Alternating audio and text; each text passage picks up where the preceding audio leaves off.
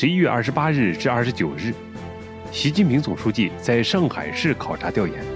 他考察上海科技创新成果展，了解上海推进国际科技创新中心建设等情况。党的20大以来，围绕科技强国，习近平总书记提出一系列新思想、新观点、新论断、新要求，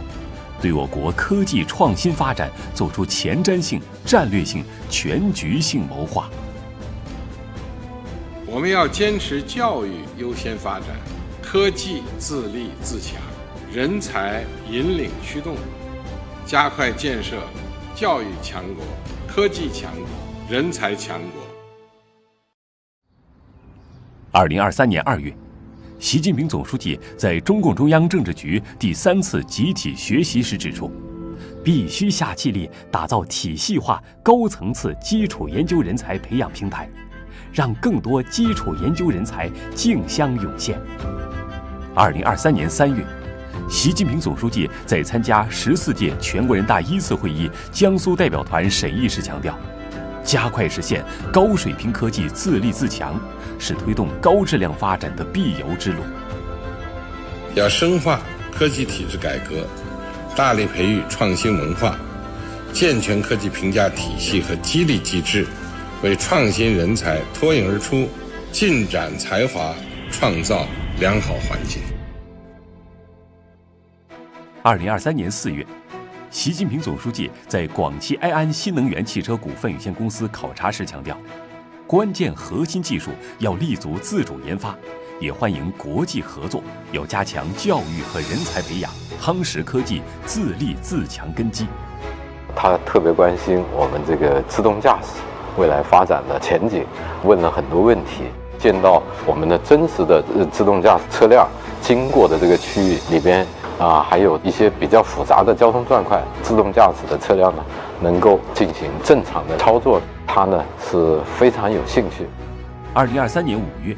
习近平总书记来到位于河北省石家庄市的中国电科产业基础研究院考察调研。他勉励科技工作者再接再厉，勇攀科技高峰，不断攻克前沿技术，打造更多科技自立自强的大国重器。他特别关注的人才，他有没有引进的人才？我说有。我说国家呢现在对我们政策很好，我们现在有一人一策。他点点头说，人才是创新的根本和基础。2023年5月，习近平总书记在听取陕西省委和省政府工作汇报时指出，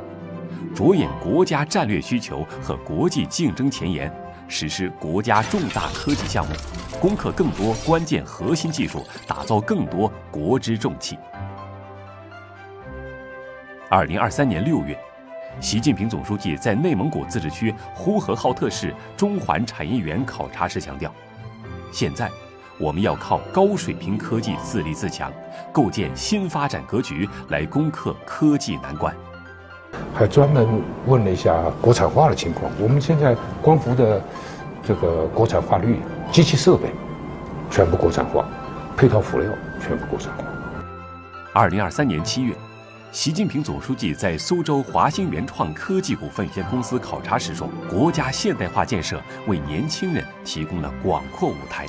大家正当其时，要把握历史机遇，大显身手，勇攀科技高峰。将来你们一定会为自己对民族复兴所做的贡献而自豪。总书记站在平板事业展台的前面，我给总书记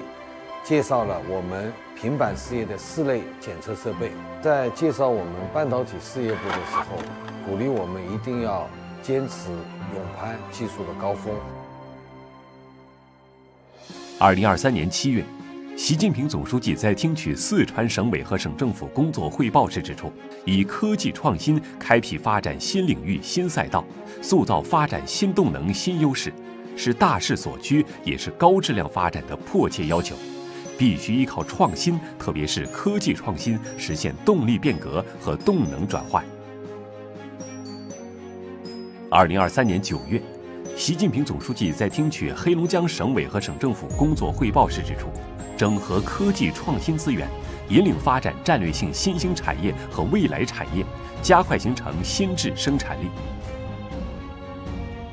2023年9月，习近平总书记在听取浙江省委和省政府工作汇报时指出，要把增强科技创新能力摆到更加突出的位置，整合科技创新力量和优势资源，在科技前沿领域加快突破。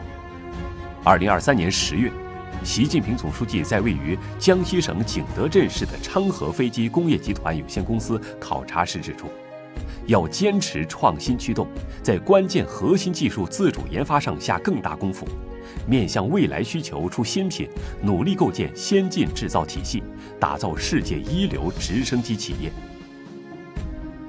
当听说我们这款 AC313飞机已经广泛的